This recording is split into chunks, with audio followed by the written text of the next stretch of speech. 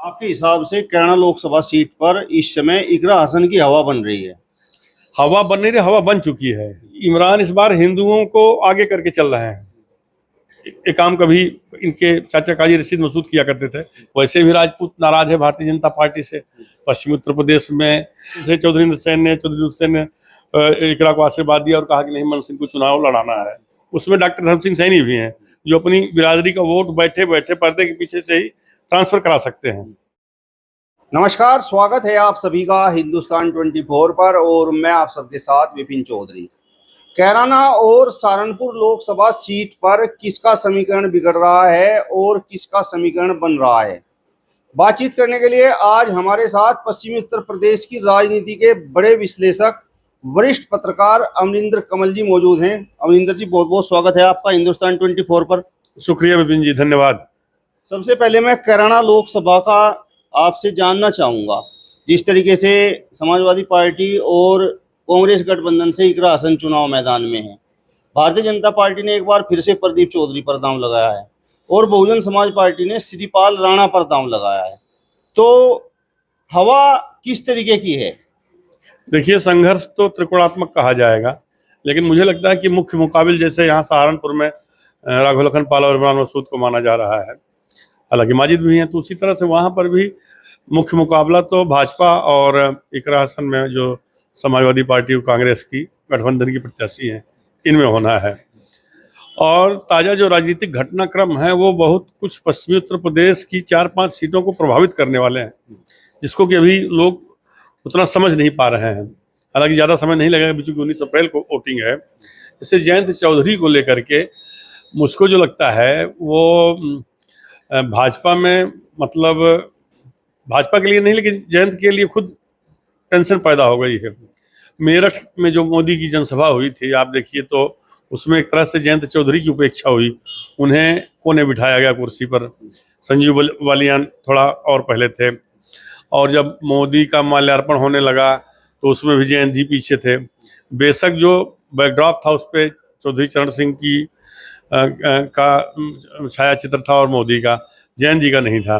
तो जाटों को लुभाने के लिए नरेंद्र मोदी ने अपनी तकरीर में, अपने भाषण में तमाम सारी बातें कही, और यहाँ तक कहा कि कांग्रेस ने चौधरी साहब को इस लायक नहीं समझा था कि उन्हें भारत रत्न दिया जाए, वो काम हमारी सरकार ने किया। तमाम सारी बातें उन्होंने कही, लेकिन कहीं न कहीं ये लगता है कि संजीव बालियान को भारतीय जनता पार्टी मानती है कि ये हमारी उपज हैं भी, और उनको वेस्ट यूपी में जाटों का एक छत्र नेता बनाने की फिराक में है बीजेपी। उनका टिकट तीसरी बार भी विरोध हुआ था, सर्वे में भी जो रिपोर्ट गई थी, संजीव बालियान का टिकट नहीं कटा। संजीव बालियान ने ही पिछले 2019 के लोकसभा चुनाव में चौधरी अजीत सिंह को, हालांकि 5-6 हज़ार वोटों से हारे थे, लेकिन हरा दिया था। वह टीस अंदर खाने जयंत चौधरी में भी है, और जयंत चौधरी संजीव बालियान एक दूसरे को फूटी आंख नहीं सुहाते। तो अब आप उसके बाद देखिए, जैसे कल ही जो सहारनपुर में हुआ, यहाँ तमाम होर्डिंग्स पहले लगे हुए थे जाट बाहुल्य इलाकों में, जिसमें चौधरी जयंत का था कि वो संयुक्त सभा में आएंगे और संबोधित करेंगे जनता जनार्दन को प्रधानमंत्री नरेंद्र मोदी के साथ। लेकिन ऐन वक्त पर पता नहीं क्या हुआ, जैसा कि लोग बता रहे हैं कि गाड़ी खराब होगी। इसको हम नहीं मानते हैं। इतने बड़े आदमी के पास संसाधन की, अरे एक गाड़ी नहीं 10 गाड़ी खड़ी हो जाएगी आपके लिए, आप हेलीकॉप्टर से आ सकते हैं। और अगर इतनी अच्छी जुगलबंदी थी तो मोदी जी आपको अपनी उसमें हवाई जहाज में लेकर के आते, आप योगी के साथ आ सकते थे, या इंडिविजुअल आप हेलीकॉप्टर से आ सकते थे। इतने सामर्थ्यवान लीडर आप हैं, लेकिन जयंत जी मंच पर नहीं दिखाई दिए। इसको लेकर काफ़ी खुसर फुसर भी हुई, और ख़ास तौर से यहाँ जो स्थानीय जाट नेता थे उनसे भी जब पूछा गया तो उन्होंने कोई मतलब गोल बोल उत्तर दिया, क्योंकि उनको बेचारों को इतनी जानकारी नहीं रही होगी, या रही भी होगी तो वो कुछ खुलकर कहना नहीं चाह रहे हैं। और अब कल ही बिजनौर में, सहारनपुर के बाद योगी जी वहाँ गए चंदन चौहान की सभा को संबोधित करने। संजय चौहान के बेटे चंदन चौहान को प्रत्याशी बनाया है।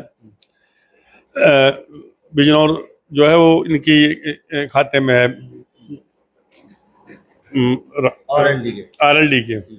वहाँ भी जयंत नहीं गए, तो आप सोचिए, उसका तो चुनाव ही खराब हो गया उनका। एक तरह से आप देखिए तो उनकी नाराजगी जो अंदर थी वो बिल्कुल सतह पर आ गई है। और ये आने वाले 5-7 दिन 10 दिन जो है ना, वो बहुत कुछ राजनीतिक घटनाक्रम ऐसा होने जा रहा है, उसमें बहुत कतरमौत होगी। और जनता जनार्दन में अगर ये मैसेज जाता है तो वो भाजपा के लिए मतलब ये पहले चरण में बड़ा मुश्किल मुझे लग रहा है कि जैसे मेरठ सीट है आपकी, और बागपत में भी अखिलेश यादव ने बड़ी चालाकी से, लोग उनका मजाक उड़ा रहे हैं कि अमरपाल शर्मा को क्यों उतार दिया बागपत से।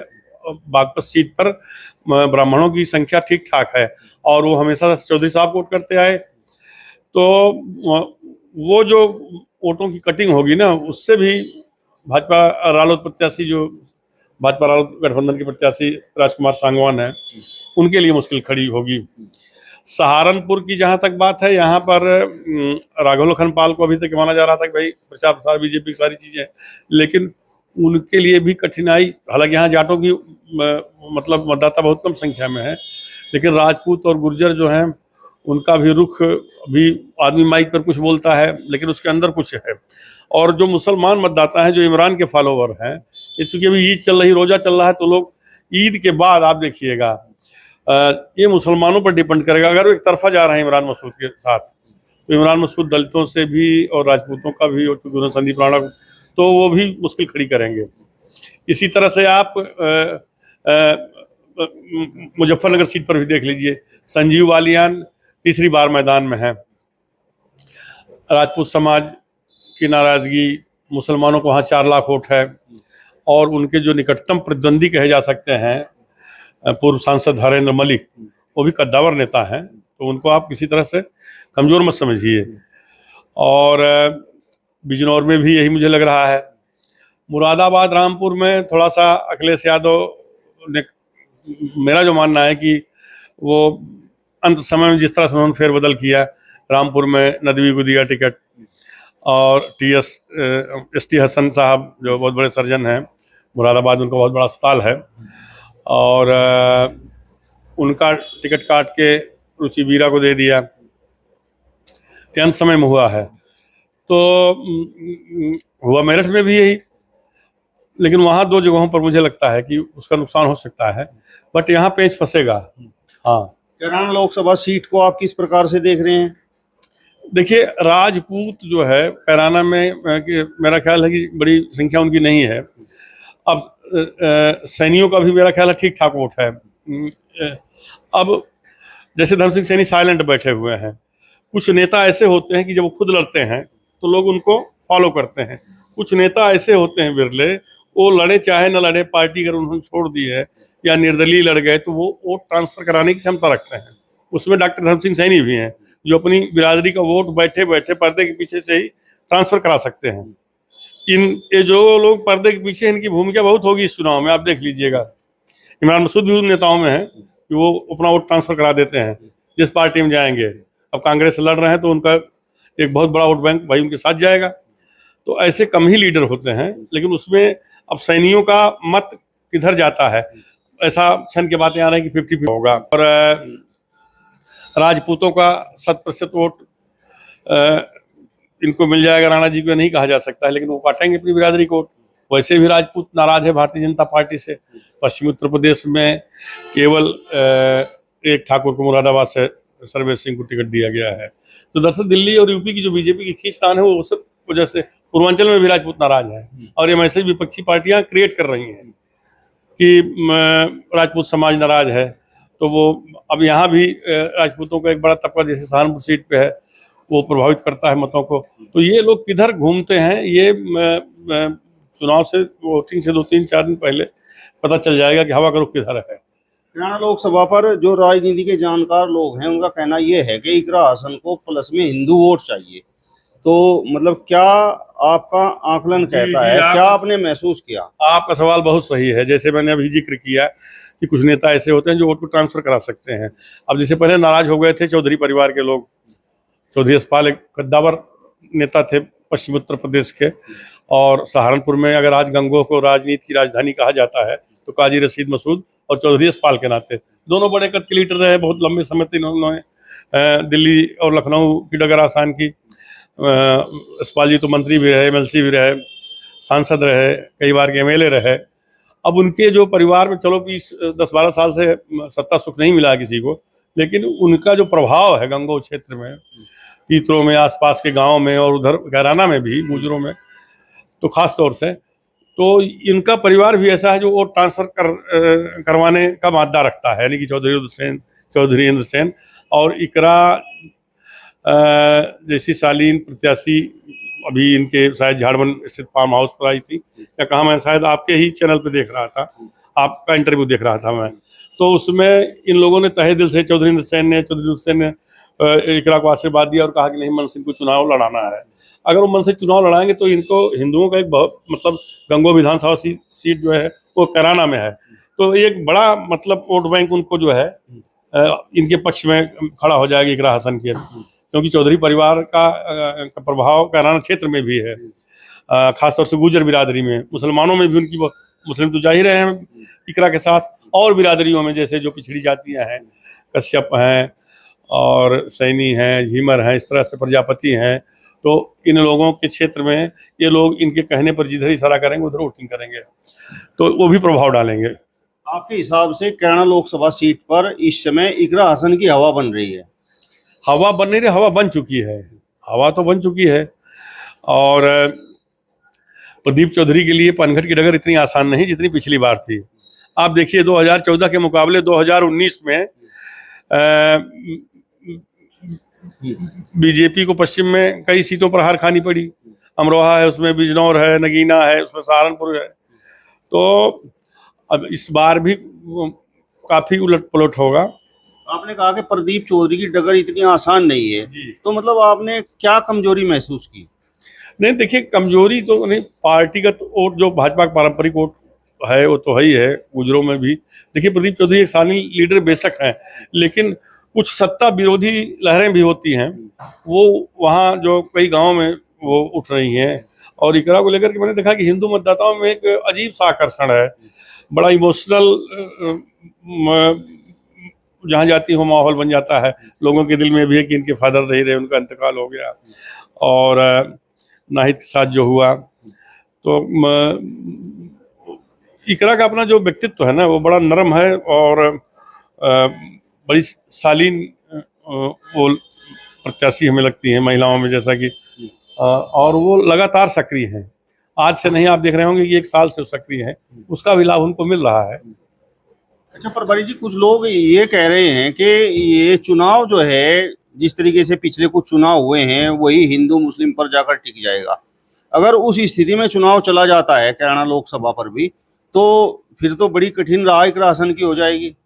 ऐसा है कि देखिए इस बार हिंदू मुस्लिम नहीं है, बेशक भारतीय जनता पार्टी का जो चुनावी रथ है उसको मतलब राम मंदिर में वो उसको ड्राइव कर रहा है, अयोध्या रामलला मंदिर में जो प्राण प्रतिष्ठा हुई है, और अब उसको लोग उतना गले नहीं लगाए हुए हैं, तो हिंदू मुस्लिम जैसा कहीं यहाँ हो नहीं रहा है। और उत्तर प्रदेश के अलावा भारतीय जनता पार्टी की मुश्किलें अन्य राज्यों में बहुत बढ़ी हुई हैं। आप तमिलनाडु देख लीजिए, और कर्नाटका, आंध्रा, तेलंगाना, महाराष्ट्र, पश्चिम बंगाल, त्रिपुरा, असम, मणिपुर और बिहार, राजस्थान, मध्य प्रदेश में भी कई सीटों पर चूंकि भाजपा ने जैसे जो प्रयोग किया, भजन लाल शर्मा को बना दिया, तो वसुंधरा राजे सिंधिया का भी बहुत प्रभाव है, तो ये लोग कहीं के अंदर से नाराज हैं।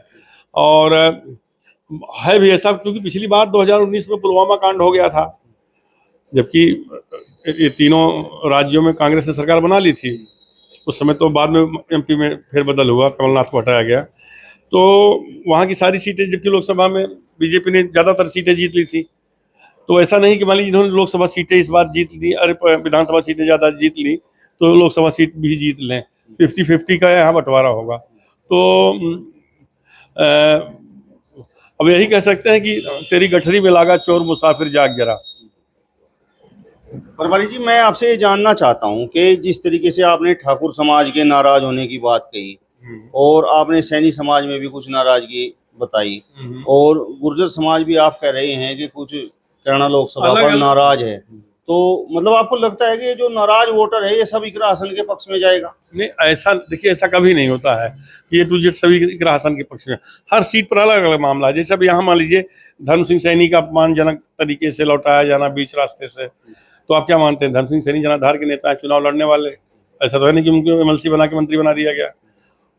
4 बार एमएलए रहे, लोक लेखा समिति के अध्यक्ष रहे, 2 बार मिनिस्टर रहे। तो उनका अपनी बिरादरी में तो बहुत बहुत प्रभाव है, यहाँ से लेकर के मुरादाबाद तक। तो यहाँ वो प्रभावित कर सकते हैं। वह कौन सा रुख अपनाएंगे अभी नहीं पता चला ना। ये तो वोटिंग से 1-2 दिन पहले ये लोग क्या अपने अपने समर्थकों को, अपने चाहने वालों को, अपने फॉलोअर को संकेत दे देते हैं कि भाई ऐसे वोटिंग करो, यही कह सकते हैं, नोटिस दबा दीजिए। अच्छा, जिस तरीके से राजपूत समाज की आप नाराजगी बता रहे हैं और कैराना लोकसभा पर राजपूत समाज से प्रत्याशी भी है श्रीपाल राणा, तो आपको लगता है कि जो नाराज राजपूत है ये पूरा का पूरा श्रीपाल राणा पर चला जाएगा, या इकरा हसन और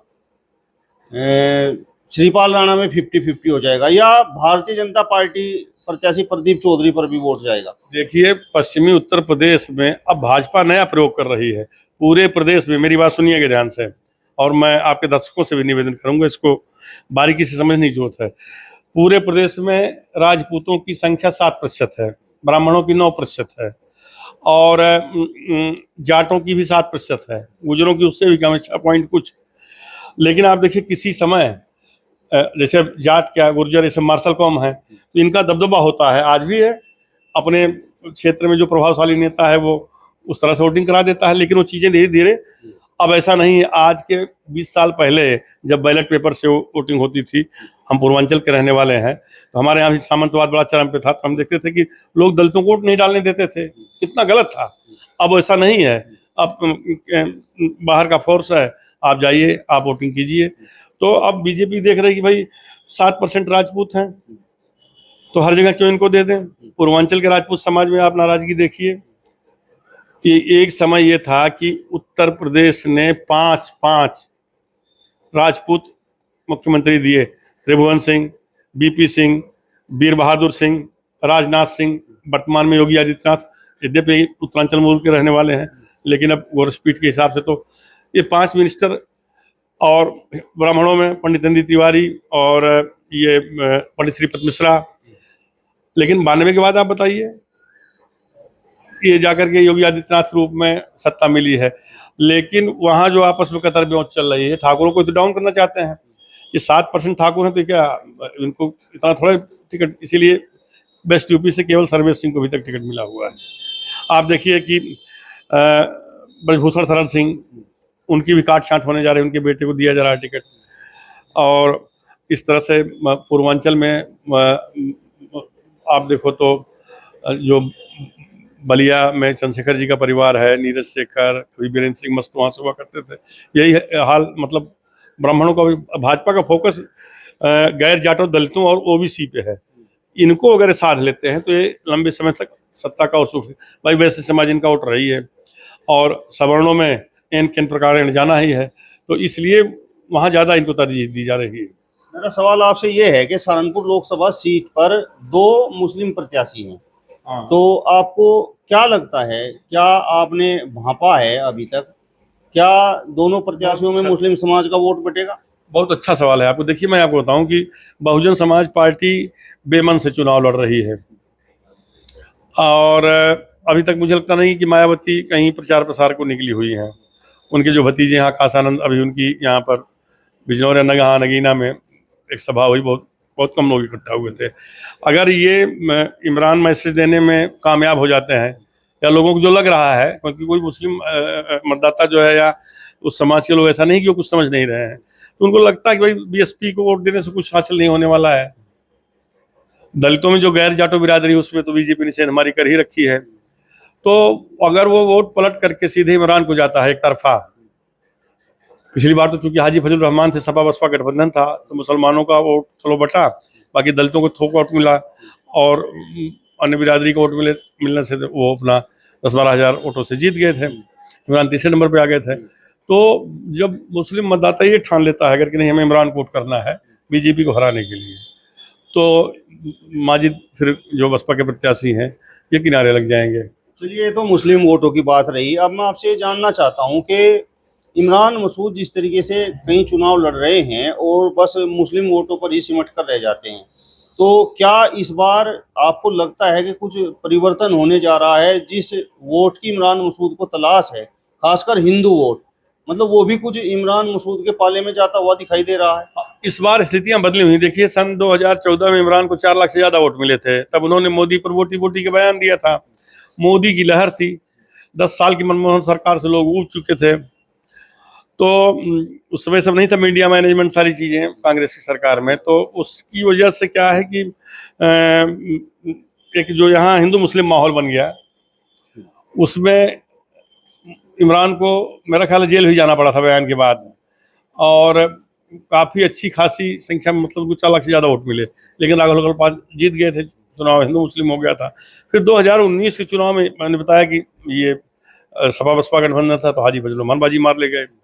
और अब ये जो 2024 का चुनाव है, इसमें भाई राघव खनपाल सशक्त प्रत्याशी हैं भारतीय जनता पार्टी के, लेकिन इमरान को कमजोर मत आकिए आप कि इस बार वो चालाकी भी कर रहे हैं इमरान मसूद। आप देखिए कि जैसे वो उनके काफिले में हिंदू लोग ज्यादा आगे चल रहे हैं।